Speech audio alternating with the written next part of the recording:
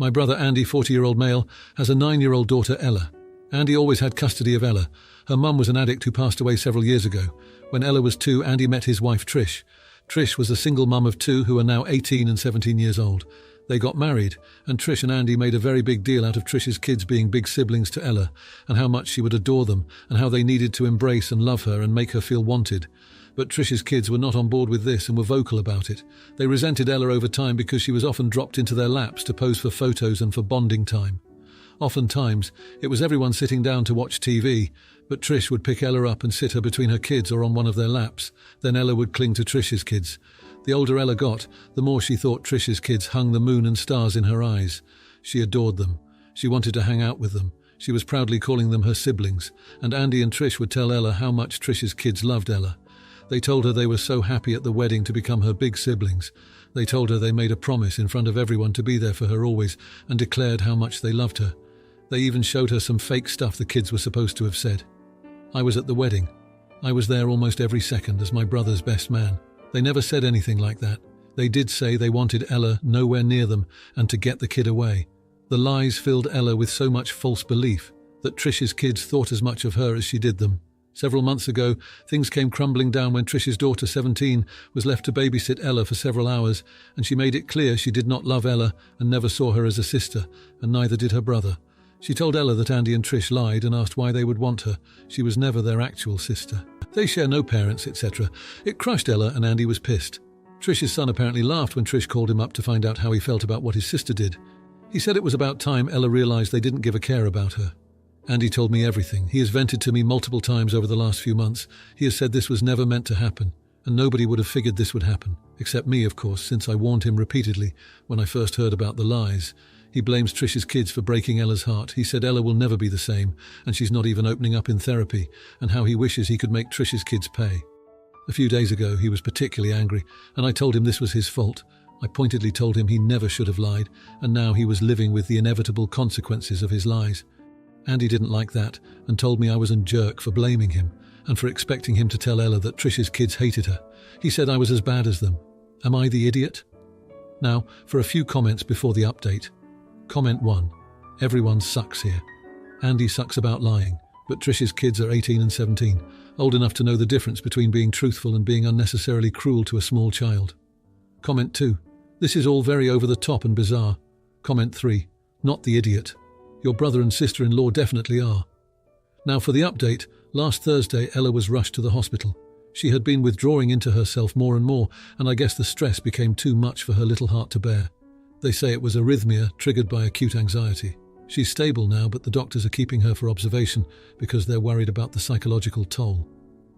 Trish and I have been at the hospital day and night, taking turns to be with her.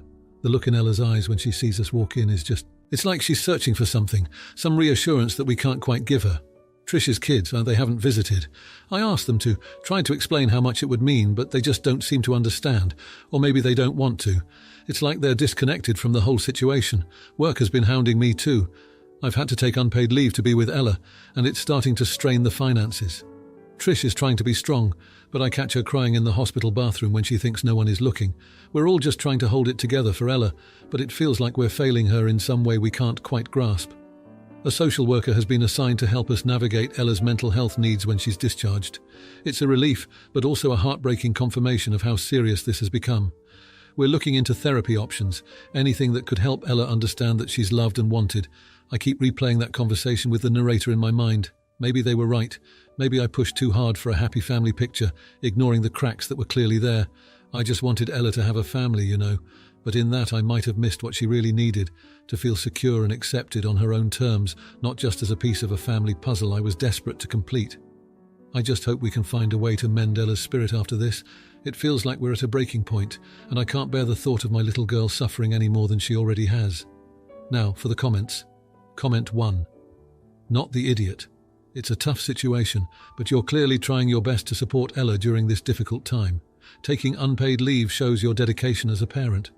It's unfortunate that Trish's other children aren't involved, but that's not something you can control. Focus on Ella's recovery and don't beat yourself up over the financial strain. You're doing what's necessary for your child's well-being. Comment 2. You're the idiot for not recognizing the warning signs earlier. It's great that you're taking action now, but Ella needed that reassurance and security long before it reached this point. It's your responsibility as a parent to be aware of your child's mental state and to foster an environment where she feels accepted. It's time to reflect on what could have been done differently and ensure that moving forward Ella's emotional needs are a priority. Comment 3. Not the idiot. The health of your child comes first, and sometimes that means making sacrifices like taking unpaid leave.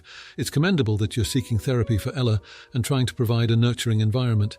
Don't let the other kids' lack of involvement shake your resolve. You can't force them to care, but you can make sure Ella knows she's loved and supported by her immediate family. Stay strong and keep advocating for her recovery. Now, for the next story, she is going to go camping with a friend. The destination is about 200 kilometers one way, 3 hours more, so about 400 kilometers plus total. About my car, it's 5 years old, it has 250,000 kilometers on it when I bought it, which is over 20 years worth of usage to an average driver. The reason I was okay to buy that is because of how little I drive compared to an average driver. I figured I got a good deal because of the poor mileage on it already, and over time it would even out to be average. It is also a 4x4 truck with mud tyres, so the fuel efficiency is pretty bad. The trip that she would take would be more usage than what I use it for in a year. Not to mention not having my car for 4 days, which may or may not be an issue. I don't anticipate needing it, but it's impossible to say. It's 3 months away. I first agreed to it as she doesn't have a license. She has a learner's, and she would be driving with her fully licensed friend, so her driving it would be legal. I trust her to use it, and if she damages it, I trust her to pay for the repair. I don't trust the friend. She is now anticipating getting her license within the next couple of weeks. I brought up the idea that since she is getting her license, maybe she could rent a car then. It turned into the biggest argument that we have had in ages, her calling me selfish and things. The selfish thing is hurtful because I consider myself completely selfless with her. I figured if she rented a car, she wouldn't need to worry about putting 400 kilometers on a rental, the gas would cost less, and I would get to keep my car. Yes, she has the cost of the rental, which I wouldn't even mind paying for or helping with. That's not the issue. Anyways, I'm just wondering what others think. Thanks. Now, for a few comments before the update. Comment 1. Not the idiot. She probably shouldn't drive a truck. She has no experience driving right after she gets her G1 on a long road trip. Also, anybody that guilts you into letting them use your vehicle is not your friend. Comment 2. Not the idiot. Personally, I would not want to take the chance on the vehicle breaking down. Just the fact that she doesn't care that you would be left without transportation for 4 days is selfish on her part. Comment 3. Info. How old are you? If you're under 25 age, then she probably can't rent a car. Most companies have age restrictions. Now, for the update. Surprise, surprise. It all turned out way better than I feared. After that big blow-up over the car situation, things were super tense for a while. We gave each other some space, which honestly was probably for the best. I spent that time reflecting on our friendship and realized that a car, no matter how beat up or beloved, wasn't worth losing a lifelong friend over. I missed the camaraderie, the inside jokes, just having my friend around, you know? A couple of weeks went by and I got a text from them out of the blue. They'd just gotten their full license, congrats were in order of course, and had been doing a lot of thinking. They apologized for the argument, saying they were just nervous about their driving and took it out on me. It was a pride thing, they admitted. They didn't want to feel like they were being coddled or that I didn't trust them with their new license. Turns out they'd been secretly saving up and wanted to split the cost of the rental car as a peace offering. They even suggested we upgrade to a more fuel-efficient model so we could both feel good about the environmental impact too. It was such a mature move and it made me realize that they were really stepping up. So we rented this cool hybrid SUV, and let me tell you, that car was a dream.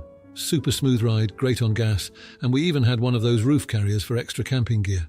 The trip was amazing. We got that blend of adventure and relaxation that you only get from being out in the woods with no cell service and your best friend by your side. We spent nights around the campfire catching up, sharing stories, and even broached the subject of our argument. We both agreed it was a stupid thing to fight over and promised each other that we'd communicate better in the future. The highlight, though? One evening, as we were hiking back from a waterfall, we saw a mama deer and her fawn. They were close enough to watch, but far enough to be safe, and we just stood there in silence, soaking it all in. That moment sort of sealed our renewed friendship. It was like nature's stamp of approval. The car made it back without a single hiccup, and the rental wasn't nearly as expensive as I feared, thanks to the fuel efficiency and the shared cost. It turned out to be one of the best trips I've ever had, and not just because of the views or the wildlife. It reminded me of the value of forgiveness and the strength of a good friendship. In the end, it wasn't about who was driving or what car we took. It was about the journey, the company, and the memories we made. Can't wait for our next road trip. We've already started planning it. Now for the comments. Comment 1. You're the idiot for making such a big deal over the car in the first place. Your friend was just trying to be practical about the trip. It's a car, not a statement of your friendship. Good on them for being the bigger person and apologizing first. Next time try to be more understanding and less materialistic maybe. Comment 2. Not the idiot. Sometimes arguments happen, and it's how you resolve them that matters. Your friend stepping up to apologize and offering a solution shows they value your friendship. Plus, switching to a more fuel-efficient car is a smart move for both the environment and your wallets. Sounds like you both learned something valuable here. Comment 3. Not the idiot. Glad you both gave each other space instead of letting the argument escalate. Taking time to reflect is a sign of maturity. And it looks like your friend's suggestion was a win-win, making the trip better and patching things up. Here's to many more road trips and growing friendships. Now for the next story. So I, 21-year-old female, I'm just wanting to know if I'm in the wrong here because half my family says I am, while my mum is in total support of me. All my life I've been raised by my single mother, Tina. My biological dad has never once been in my life, and I've never had a fatherly role model either. It's just been me and her, and to be honest, I'm fine with that. I've heard my biological father did some bad things, so I've had no desire to build a relationship with him. But I was close to my aunt, his sister, before this happened, who always wanted us to have a relationship. Well, a few days ago I get a call from this number and I answer it. All the man says is, "Hi, it's your dad." I immediately hang up and block the number. I tell Mum and she's proud of me.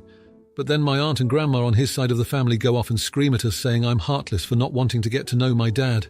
They think it's wrong for my mum to keep us apart. I don't see it that way because I have no desire to meet him. She's asked if I wanted to, and I've always said no. Prior to this call, he's never wanted to know me either. I think I was the jerk for saying I don't have any desire to know him ever to my relatives. Now half the family is calling me a jerk for saying that and not wanting to know him.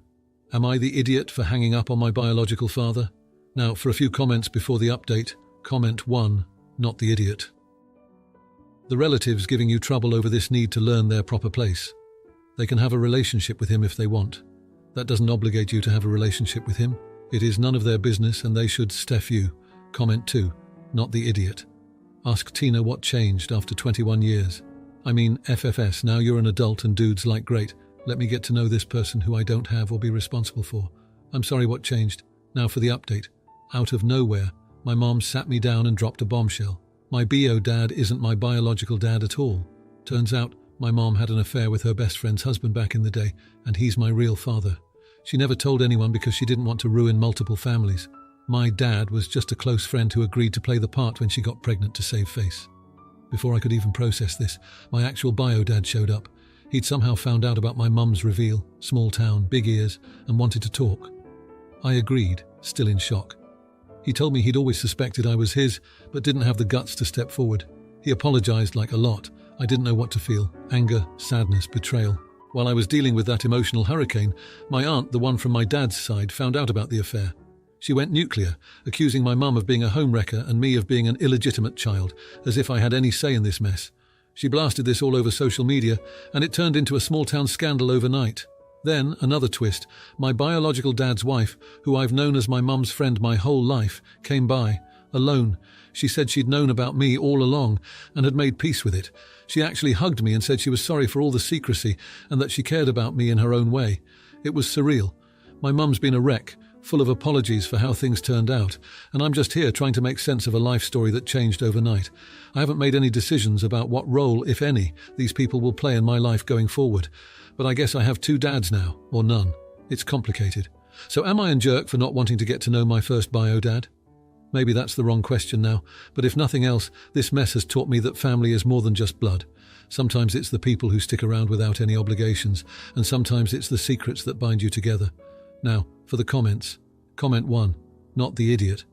Your mum and bio dad made some pretty huge mistakes, but you're the one left to deal with the fallout. You didn't ask for any of this drama, and you have every right to take your time figuring out how you want these relationships to look going forward. Family is what you make it, and sometimes that means setting boundaries with the people who are supposed to protect you. Comment 2. You're the idiot for not being more understanding of your bio dad's situation. It's clear he was in a tough spot, and he did apologize. Maybe he could have handled things differently, but holding on to resentment won't change the past. It might be worth trying to find some empathy for him and your mum's friend. They're only human after all. Comment 3. Not the idiot at all. Your aunt spreading the news on social media was totally out of line, and it's understandable you're overwhelmed. Don't let anyone rush you into deciding how you feel about all this. You're entitled to process these revelations at your own pace. It's a lot to take in, and your feelings are valid no matter what anyone else says. Now, for the next story. My father-in-law is older and at this point cannot care for himself. He is homeless but refuses help from us. He was recently put into the hospital and we took in his dog for what we thought would be temporary. The dog was super skinny, heavily matted, an Aussie doodle, and overall just super dirty. We have spent over $300 in supplies to groom and care for it, and it gets along so well with our original dogs. We own our own house and have a huge yard and just an overall more active lifestyle. Am I the idiot for deciding not to give her back? Now, for a few comments before the update. Comment 1. Not the idiot. The dog was being neglected. Let him see his dog once in a while though. Now for the update. After much internal debate and many sleepless nights, the tides have turned in a way I didn't anticipate. Following his hospitalization, my father-in-law began a slow but steady recovery. It turns out that this was a wake-up call he needed. With a clearer mind, he finally accepted the help my spouse and I had been offering. It was hard for him to admit that he couldn't go on living the way he had been, but the fear of losing his dog, who he loves dearly, catalyzed a change in his perspective. We started by finding him a small but comfortable apartment within our budget. It's on the ground floor close to our place, and he can manage it quite well with his current physical abilities. His dog, now healthy and sprightly after a few months of proper care, visits him daily. We've worked out a schedule where I bring the dog over in the mornings and then take him back to our house in the evenings. This way, the dog still gets to be active in our large yard and go on runs with me and our other dogs, while keeping the bond with his original owner.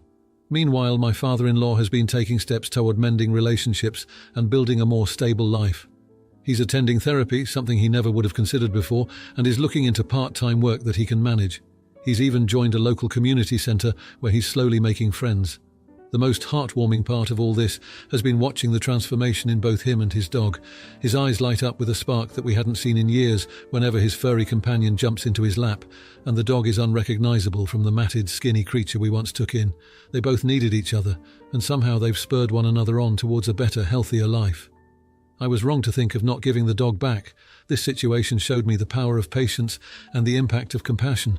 Sometimes it takes hitting rock bottom to start climbing back up, and I'm grateful I could be part of that climb for both of them. We're not sure what the future holds, but for now, we're cherishing these small victories and the new bond forming within our family. It's a delicate balance we're maintaining, but it works, and it's brought a sense of peace and purpose back into my father-in-law's life. It's been a lesson in understanding, and honestly, the dog is now more like a family pet shared between two homes, loved fiercely and cared for by all of us. Now, for the comments. Comment 1. You're the idiot for not considering the dog's feelings in this situation. Dogs can experience separation anxiety and confusion when their living situation changes. You seem to have prioritized the father-in-law's recovery without taking into account the potential stress on the dog from being shuffled between two homes. Comment 2. Not the idiot at all. You've done a wonderful thing helping your father-in-law get back on his feet. It's not easy to step up like that, and the fact that you included his dog in the plans shows how thoughtful you are.